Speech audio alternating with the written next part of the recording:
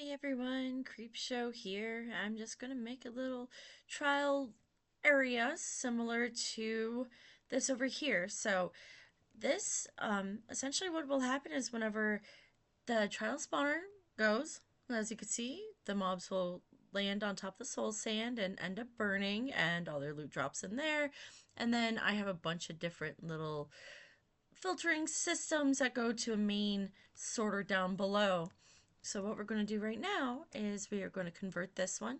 Now I did clear out a little bit of space, but as you can see here, some of them are a little bit tighter, and that's okay because some of these are actually nice when they're not like as spread out because you use less glass. So to start with, you want to figure out which direction you want your chest to go. Now, since I wanted to connect to out here, I am going to have my chest go this way. And since I've got other farms, or sorry, other spawners around here too that are all going to connect centrally, this one's going to be my best one to have it come from. So this is going to be kind of like my front.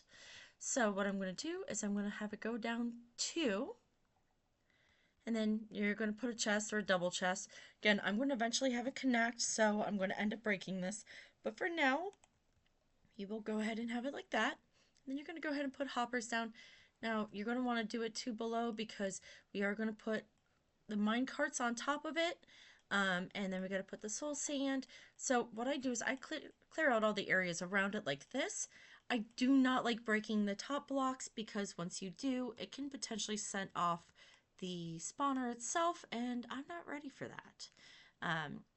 Also, my cat is currently climbing on me, so if my movement's a little bit weird, I'm sorry. I'd say blame the cat, but you know what? She has a mind of her own, and she can do what she wants. Um, except for when she does that. Mischief, please move. Okay, so now what I'm going to do is I'm going to go ahead and grab a couple of items in my hand.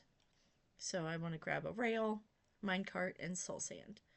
So I'm going to put the minecart, or sorry, the rail right there. Then on both sides of it, at the top, we're going to put the soul sand. And then we're going to put the minecart in the middle. And then I like to be able to see down into it. So I'm going to go ahead and put glass surrounding all the sides, including the front. Alright. And now once that's done, we're going to go ahead and go out 2 in each direction. See, this is why it's nice when you have like the walls close by, because there's a little less you have to deal with. And then you're going to connect it. And you're going to need a lot of glass for it. So I can't give a specific amount of glass. I can say you're going to need 2 soul sand, 1 hopper minecart, 1 rail. But when it comes to stuff like glass and the trapdoors, it's going to vary depending on the size that you have to cover. Now, so with this, you're actually going to end up going ultimately 3 tall.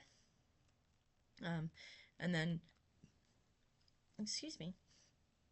And then what we're going to do here is before I try to get too far, I like to go ahead and put my trapdoors around.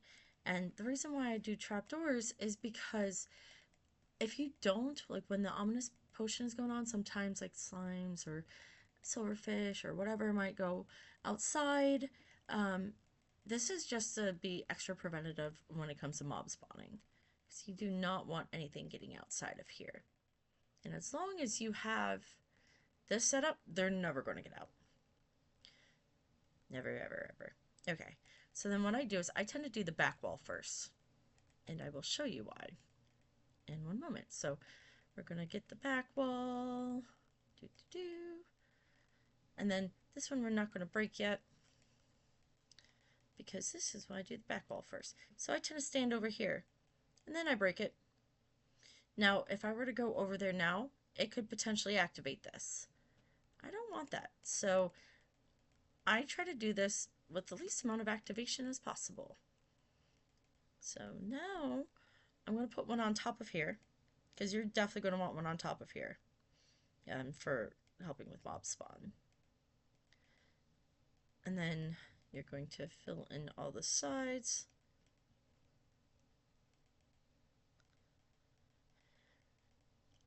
So one thing I didn't mention, if you wanted to, underneath the soul sand, you can put hoppers so it picks up additional loot from whatever the mob is. I only do that in certain situations, but for the most part, I tend to just leave those empty because I don't need all the mob spawns. And when I say mob spawns, I mean like the skeletons, the bogged, the zombies, the baby zombies, the silverfish. But silverfish, you do want to be cautious because they can get on the top up here. So in those situations, I do tend to actually put a block right here, and I do have hoppers underneath, so that way this loot can shoot off to the side. Because what's going to happen is now we're going to get to these stages where we got to break this one, and then we're going to go ahead and set it on fire. We're going to break this one and set this one on fire as well. So that's those kill chambers set up. And then we're going to go ahead and fill in the rest over here. You don't want to put glass above these, obviously. And then I kind of, again, oops, I don't really like them spawning when I don't want them to, so I tend to kind of do this a little bit quick. So now I'm going to break this one, and then I'm going to go ahead and break this one, which can cause them to start spawning. So we're going to go ahead and do that. As you can see, they start spawning. And then I just quickly close it up. So now the only parts that are not covered with glass are these two kill chambers and that one little spot in the middle. And then as you can see, it's working.